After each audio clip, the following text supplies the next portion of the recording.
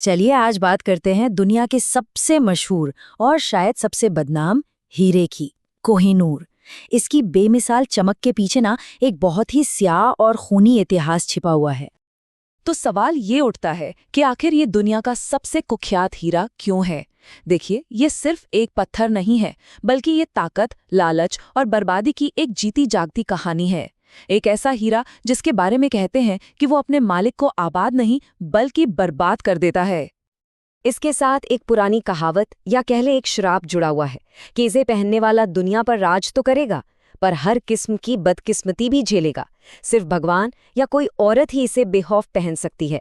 और सदियों से ये श्राप कोहिनूर के साथ एक साए की तरह चलता आया है। तो चलिए आज हम कोहिनूर की इसी पहेली को परत दर परत खोलेंगे, जानेंगे इसके श्राप की सच्चाई क्या है, भारत में इसकी शुरुआत कैसे हुई, इसका खूनी सफर कैसा रहा और देखेंगे कि आज ये हीरा इतने विवादों में क्यों घिरा हुआ है।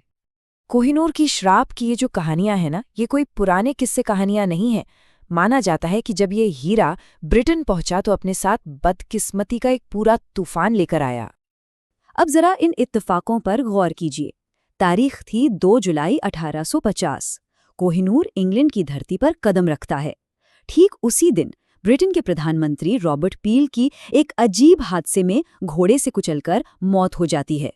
उसी दिन महारानी विक्टोरिया पर एक जानलेवा हमला होता है और अगले ही दिन जब महारानी को वो हीरा सौंपा जाता है तो उनकी एक आंख सूजी हुई थी और माथे पर जख्म का निशान था। अब इसे महज इत्तेफाक कहें या श्राप की पहली दस्तक। तो आखिर ये बेशकीमती और मनहूस पत्थर आया कहाँ से? इसका जवाब हमें ले चलता है प्राचीन भारत की धरती पर, जहां इसे कहते थे प्रकाश का पर्वत। वैज्ञानिक भी मानते हैं कि इसका जन्म हुआ था गोलकुंडा की मशहूर खदानों में, जो आज के आंध्र प्रदेश में है। एक जमाना था जब सदियों तक दुनिया को हीरे सिर्फ और सिर्फ यहीं से मिलते थे। माना जाता है कि कोहिनूर यहीं करीब 1306 के आसपास मिला था। ये एक टाइप 2A हीरा था, मतलब अपनी बनावट में एकदम बेदाग, पानी की तरह साफ। और जब ये मिला था ना, तो इसका वजन आज के मुकाबले करीब 7 गुना ज्यादा था। जरा सोचिए, पूरे 793 कैरेट का एक अकेला पत्थर, वजन में करीब 160 ग्राम। कहते हैं कि इसके सबसे पहले मालिक थे काकती वंश के राजा। उन्होंने इसे अपनी कुल देवी भद्रकाली की मूर्ति में बाईं आंख की जगह लगा दिया और बस यहीं से ये मान्यता शुरू हुई कि ये हीरा या तो किसी देवी का है या किसी औरत का। कोई भी मर्द अगर इसे अपनी मिल्कियत समझेगा तो उसका सब कुछ तबाह हो जाएगा। और फिर उस मंदिर से निकलने के बाद शुरू हुआ कोहिनूर का वो 500 साल लंबा खूनी सफर। एक ऐसा सफर जिसमें कई सल्तनतें बनी और मिट गईं, सिर्फ इस एक हीरे के लिए। इसकी कहानी की सबसे खास बात यह है कि इसे कभी खरीदा या बेचा नहीं गया है। इसे हमेशा जंग में जीता गया है। एक बादशाह से दूसरे बादशाह ने छीना, खिलजी से मुगलों तक, फिर ईरान के नादिर शाह से अफगानिस्तान और आखिर में पंजाब के महाराजा रणजीत सिंह के पास। और इतिहास गवाह है, जिसके भी हाथ ये लगा उसकी सल्तनत का सूरज ज्यादा देर तक चमक नहीं पाया। मुगल बादशाह शाहजहां, जिसने दुनिया को ताजमहल जैसी नायाब इमारत दी, वो भी कोहिनूर की चमक का दीवाना हो गया। उसने फैसला किया कि इस हीरे को तराश कर और भी ज्यादा खूबसूरत बनाया जाए। लेकिन ये फैसला एक बहुत बहुत बड़ी भूल साबित हुआ। शाहजहां के जौहरी ने हीरे को तराशने में इतनी बड़ी गड़बड़ी कर दी कि 793 कैरेट का वो विशाल हीरा घटकर सिर्फ 280 कैरेट का रह गया। मतलब 60% से ज्यादा वजन एक झटके में खत्म। लेकिन इसके बावजूद इसकी कीमत का अंदाजा लगाना नामुमकिन था।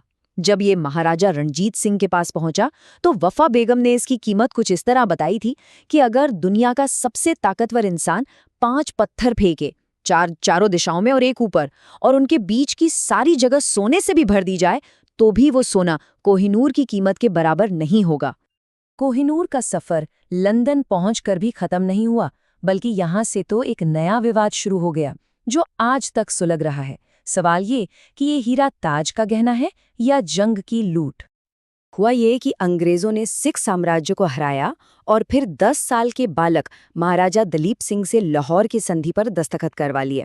अब कानूनी तौर पर तो हीरा अंग्रेजों का हो गया, लेकिन सवाल यही उठता है कि क्या एक बच्चे से जंग हारने के बाद दबाव में करवाया गया समझौता जायज माना जा सकता है? ब्रिटेन पहुंचकर महारानी विक्टोरिया के लिए इसे एक बार फिर तराशा गया ताकि इसकी चमक और बढ़ जाए, और इस बार इसका वजन घटकर रह गया सिर्फ 105.6 कैरेट्स, मतलब अपने असली वजन का महज 15%। ये हीरा जितना छोटा होता गया, इसकी कहानी उतनी ही बड़ी होती गई। और आज की तारीख में ये सिर्फ एक हीरा नहीं, बल्कि एक अंतर्राष्ट्रीय मुद्दा बन चुका है। भारत, पाकिस्तान, ईरान और अफगानिस्तान चारों देश इस पर अपना हक जताते हैं, लेकिन ब्रिटेन इसे लाहौर संधि के तहत अपनी कानूनी संपत्ति मानता है और लौटाने से साफ इनकार करता है। और मजे की बात यह है कि इस श्राप की कहानी आज भी जिंदा है। कुछ लोग ब्रिटिश साम्राज्य के पतन को भी इसी हीरे से जोड़कर देखते हैं, और आज भी जब भी शाही परिवार पर कोई मुश्किल आती है तो कोहिनूर का नाम चर्चा में आ ही जाता है। तो आखिर में सवाल यही बचता है कि कोहिनूर सिर्फ एक बेशकीमती पत्थर है, या फिर ये इतिहास का एक ऐसा अध्याय है जो हमें ताकत, कब्जे और अतीत के बोझ के बारे में एक बहुत ही अनमोल सबक सिखाता है। इसका फैसला शायद आने वाला वक्त ही करेगा।